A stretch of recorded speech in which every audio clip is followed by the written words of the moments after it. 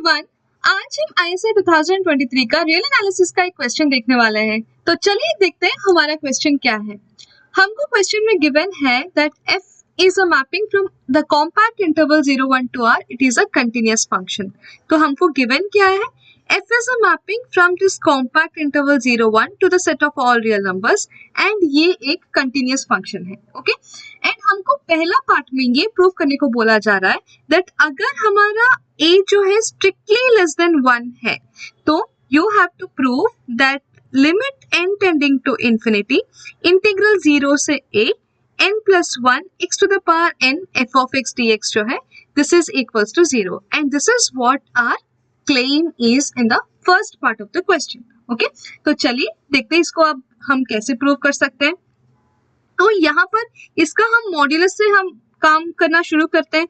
तो what is this modulus of integral 0 to a n plus 1 x to the power n f of x dx, right?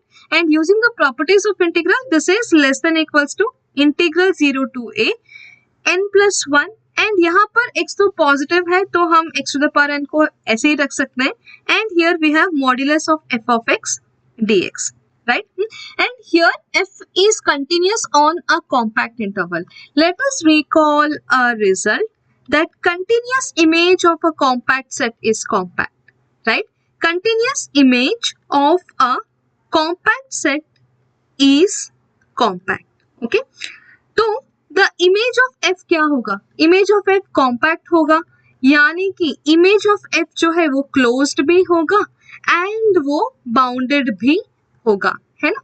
So due to that, what can I say? That on this closed interval 0 to 1, this modulus of f of x जो है it is less than equals to m and this is true for all x belongs to 0 to 1, right? So continuing the inequality above, we get that it's less than or equals to m times of integral 0 से a n plus 1 x to the power n into dx। हम यहाँ पर use किए mod F of x जो है it is less than equals to a constant m and constant m है तो वो इंटीग्रल के बाहर हम आराम से उसको ले सकते हैं, right? So here this is nothing but m times of here it is n plus 1 multiplied to integral x to the power n, ये क्या होगा x to the power n plus 1 divided by n plus 1, है ना? and the limits go from 0 से a, right? so here it is nothing but m times of a to the power n plus 1, क्योंकि यहाँ पर ये n plus 1 जो है वो कैंसिल हो जाएगा and here a to the power n plus 1 minus 0 आएगा। so this is the only thing what we are left out with।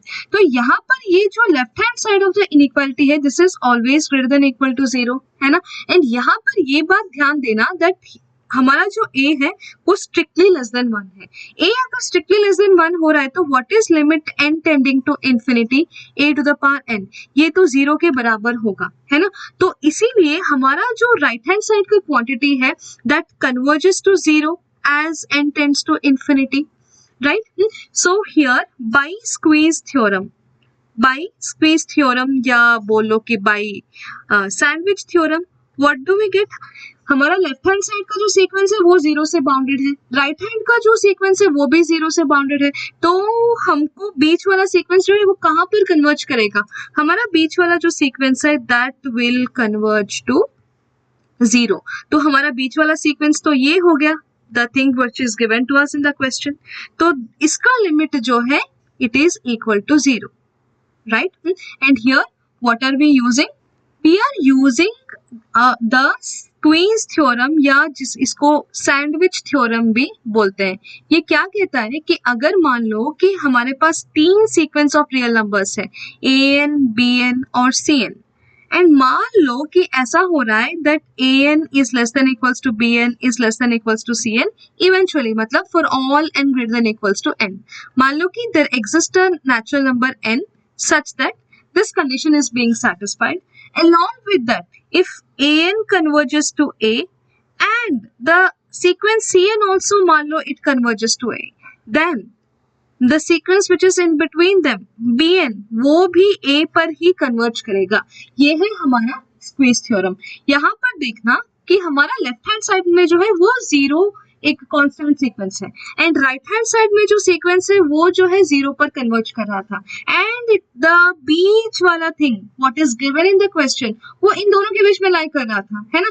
तो दोनों जीरो पे जा रहे हैं तो बीच वाला भी कहाँ पर जाएगा, वो भी जीरो पर ही जाएगा। और यही था हमारा first part of the question and we are done. ये हो गया, we are done with this. अभी सेकेंड पार्ट में बोला गया है that if f of 1 equals to 0 you show this। Okay, तो हमको सेकेंड पार्ट में हमारा क्लेम क्या है दैट f of 1 अगर 0 हो गया, if f of 1 equals to 0 this is given to us, we need to prove that limit n tending to infinity integral 0 से 1 and what is the integrand here, n plus 1 x to the power n f of x, है ना। n plus 1 x to the power n multiplied to this f of x dx, ये जो है 0 के बराबर होगा, ये हमको प्रूव करने को बोला जा रहा है। इनफैक्ट हम इसका एक स्ट्रॉन्गर वर्जन हम यहाँ पर प्रूव कर रहे हैं। And what is the stronger version, अगर मान लो कि f of 1 वेल डिफाइंड है एंड ऑफ कोर्स यहाँ पर वो वेल डिफाइंड है क्योंकि f mapping from this compact interval पर ये कंटिन्यूअस फंक्शन गिवन है एंड हमारा f of 1 जो है that's why it is defined. Okay, we are going to prove, this is what we are going to prove that limit n tending to infinity 0 से 1 this n plus 1 x to the power n f of x dx जो है this is equals to f of 1। हम in fact इस statement को prove करने वाले हैं। अब बताओ ये स्टेटमेंट को अगर हम प्रूव कर दिए तो ये तो अपने आप हो जाएगा ना, क्योंकि हमारा f of 1 equals to 0 given है इन द क्वेश्चन, राइट। तो इसको f of 1 के बराबर प्रूव करने के लिए हम कहाँ से स्टार्ट करेंगे, we will start with the difference with f of 1, that is हम मॉड्यूलस ऑफ इंटीग्रल 0 से 1 n plus 1 x to the power n f of x dx minus of this f of 1। हम बात को शुरू तो यहाँ से करेंगे, राइट।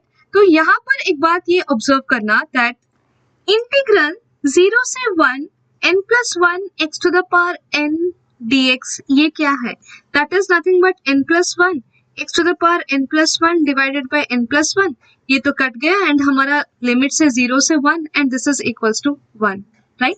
तो हम 1 को ऐसे भी रिप्रेजेंट कर सकते हैं।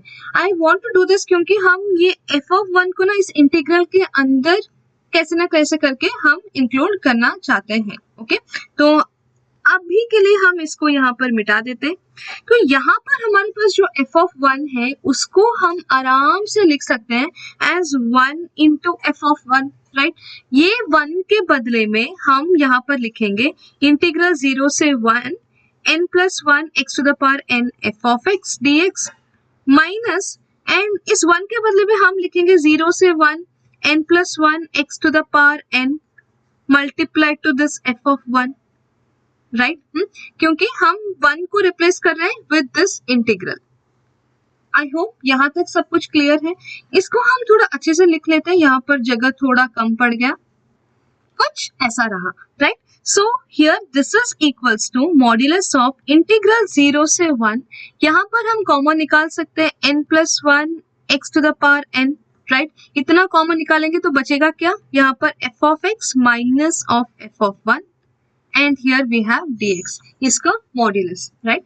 तो अभी हमको गिवन क्या है, f is continuous on that compact interval given है, right. So here we have f is continuous at x equals to 1 also, isn't it? क्योंकि वो पूरे कॉम्पैक्ट इंटरवल पर कंटिन्यूस है, मतलब वो पॉइंट 1 पर भी कंटिन्यूस होगा। f is continuous at x equals to 1 का क्या मतलब है, for every epsilon greater than 0 there exists a delta positive such that this modulus of this f of x minus f of 1 is less than epsilon whenever this mod of x minus 1 जो है it is less than delta। तो हमको एक ऐसा delta मिल रहा है such that जब भी हमारा x जो है 1 प्लस डेल्टा से कम हो और 1 माइनस डेल्टा से ज्यादा हो तो हमारा ये कंडीशन जो है वो हमेशा ट्रू होगा, है ना। तो अभी इस डेल्टा की मदद से हम ये पूरा इंटरवल को तोड़ सकते हैं। हमारे पास क्या है, ये 0 है, ये यहाँ पर 1 है, this is 1 minus delta and here 1 plus delta कुछ ऐसा गिवन है एंड हमको 0 से 1 तक ही काम है, तो 0 से 1 को हम कैसे तोड़ सकते हैं? फ्रॉम 0 से 1 minus delta and 1 minus delta से 1, इन दो भाग में हम इसको तोड़ सकते हैं, राइट? सो तो हम इस इनइक्वालिटी को बरकरार रखते हुए we will write it as this is equals to modulus of integral 0 से 1 minus delta and the same integrand what we have inside, है ना, प्लस दिस 1 माइनस डेल्टा से 1. Here we can erase this part here, right? तो इतना erase करके यहाँ पर हम लिख लिए n plus 1 x to the power n f of x minus f of 1 dx. Okay, इतना आ गया. तो यहाँ पर हम आराम से ट्रायंगल इनइक्वालिटी लगा लिए, तो ये लेस देन इक्वल्स टू हो जाएगा 0 से 1 minus delta n plus 1 x to the power n modulus of f of x minus f of 1 and here dx plus integral 1 minus delta से 1 n plus 1 x to the power n modulus of x f of x minus this f of 1 dx. Okay, यहाँ तक हमारे पास चीजें clear है. तो अभी हमको individually ये जो दो इंटीग्रल्स है इस पर हमको चर्चा करना पड़ेगा.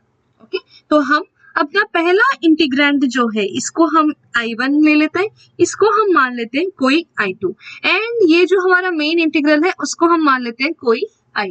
ओके, तो अब हम बात करेंगे about I1 and what is our I1? It is something like this, है ना. तो अब यहाँ पर देखो हमारा मॉड्यूलस ऑफ I1 जो है ये less than equals to integral 0 से 1 minus delta n plus 1 x to the power n this f of x minus f of 1, इसका हम यहाँ पर हम मॉड्यूलस ले लेते हैं dx है, right? And this can be written by the properties of the integrals. Okay, यहाँ पर ये बात ध्यान दो दैट हमारा जो x है वो लाई करता है 0 से 1 माइनस डेल्टा के बीच, है ना. तो हमारा जो x to the power n है वो लेस देन किससे होगा? It will be less than 1 minus delta की पावर n, राइट? एंड हमारा जो 1 माइनस डेल्टा है it is a quantity which is strictly less than 1. ये बात ध्यान देना क्योंकि हमारा डेल्टा क्या है? It is a strictly positive quantity, right? So keeping this in mind हम यहाँ पर इसको लिख सकते हैं it is strictly less than integral 0 से 1 minus delta n plus 1 x to the power n की जगह पर हम लिख सकते हैं यहाँ पर 1 माइनस डेल्टा की पावर n.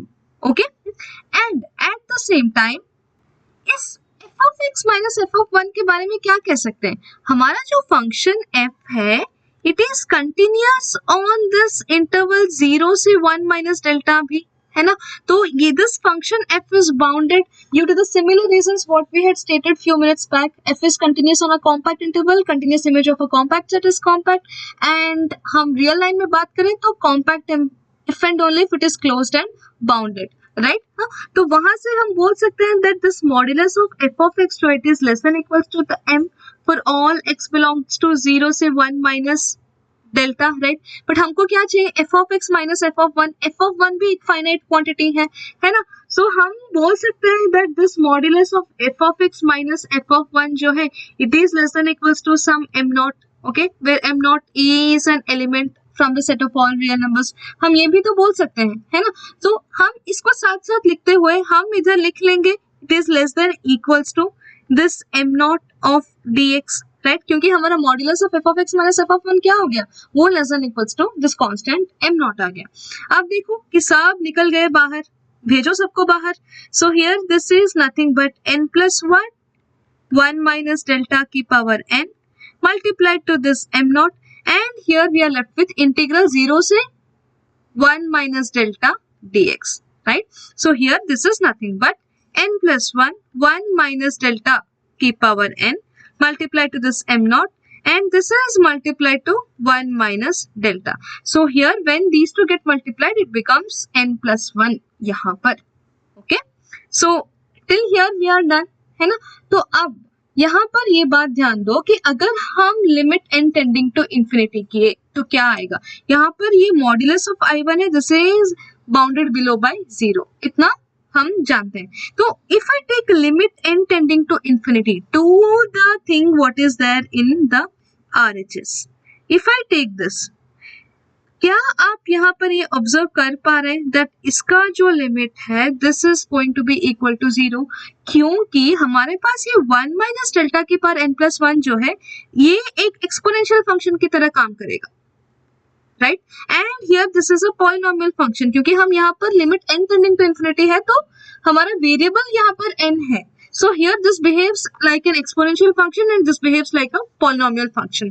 हम इतना जानते हैं हमारा exponential function का growth हो या decay हो, वो ज्यादा तेज होता है polynomial function के comparison में, है ना। So due to that reason ये जो है तेजी से grow करेगा, राइट। इन दिस केस वो डिके करेगा क्योंकि 1 माइनस डेल्टा जो क्या है, it is strictly less than 1। So limit n tending to infinity 1 minus delta की पावर n जो है वो इक्वल्स टू 0 होता है। एंड ये जो डिके है this is faster than this polynomial growth, okay.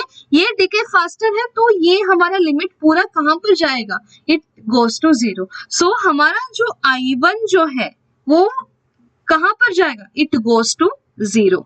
We got that this I1 goes to 0। इसका मतलब क्या है, हम यहाँ पर लिख सकते हैं आगे that this modulus of I1 is less than epsilon for some natural number n। For every epsilon greater than 0 there exists a natural number, हम यहाँ पर n1 नाम दे देते हैं, such that for all n greater than equals to n1 this modulus of I1 is less than epsilon। यहाँ पर n कहां से आ गया उस बात को लेकर कंफ्यूज मत होना, क्योंकि हमारा जो I1 है वो इस n पर ही डिपेंडेंट है, ओके। तो this is less than epsilon for all n greater than equals to n1। हम यहाँ पर I1 के बारे में चर्चा कर चुके हैं, है ना। अब हम चर्चा करेंगे अबाउट I2। I2 में क्या है, it is the limit from 1 minus delta से 1, क्योंकि हम पूरा इंटरवल को कैसे तोड़े थे, हम पूरा इंटरवल को तोड़े थे फ्रॉम 0 से 1 माइनस डेल्टा, 1 माइनस डेल्टा से 1, राइट। इतना हम चर्चा कर चुके हैं, अभी हम दूसरे हिस्से पर बात करेंगे। सो आर I2 जी क्या है जी, it is integral 1 minus delta से 1 and what is there inside, n plus 1 x to the power n f of x एंड I think f of x minus f of 1 है, okay, dx। So हमारा modulus of I2 from the properties of integrals it is 1 minus delta say 1 n plus 1 x to the power n modulus of this f of x minus f of 1 dx, है ना। And यहाँ पर x कहाँ से कहाँ लाई कर रहा है, it is lying between 1 minus delta से 1। यहाँ पर x जो है लाई कर रहा है बिटवीन 1 माइनस डेल्टा से 1। So x to the power n सबसे पहले लेस देन इक्वल्स टू 1 होगा। एंड जब भी x 1 माइनस डेल्टा से बड़ा है तो what can you say about this modulus of f of x minus f of 1, due to the continuity of the function at x equals to 1, due to the continuity of the function at x equal to 1 we have modulus of f of x minus f of 1 जो है ये less than epsilon है। whenever modulus of x minus 1 less than delta है, यानी कि 1 minus delta less than x less than 1 plus delta, 1 से 1 plus delta के तक तो हमारा कोई काम है ही नहीं, तो 1 minus delta से 1 के बीच जब भी x लाई कर रहा है हमारा modulus of f of x minus f of 1 जो है वो less than epsilon हो रहा है ना। We are going to use this. So here this is less than integral 1 minus delta say 1 n plus 1, यहाँ पर x to the power n है, right? and इसको हम less than epsilon हो रहा है ऐसे हम लिख सकते हैं, है ना। तो epsilon को भाई बाहर निकालो and here we have integral 1 minus delta say 1 n plus 1 x to the power n dx, right. इसको अगर हम इंटीग्रल कर ले तो हमको क्या मिलेगा, epsilon multiply to this n plus 1 x to the power n plus 1 divided by n plus 1 and here the limits are 1 minus delta से 1।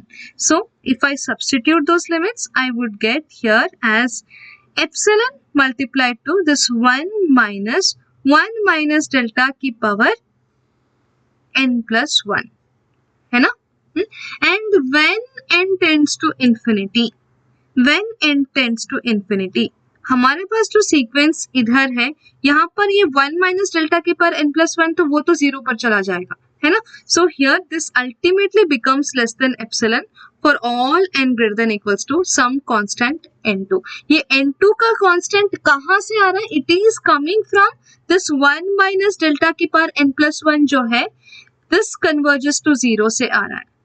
दिस कन्वर्जेस टू 0 मतलब this is less than epsilon for all n greater than equals to n2, right? तो the whole thing, हमारा जो modulus of I2 जो है, ये जो आ गया, it is less than epsilon, okay? तो अभी हमारे जो मेन इंटीग्रल I जो था, वो ये था ना, this was our main integral I. So I को हम तोड़े थे in the form of mod I1 plus mod I2. हम कैसे तोड़े थे? This modulus of I जो है less than equals to modulus of I1 plus modulus of I2.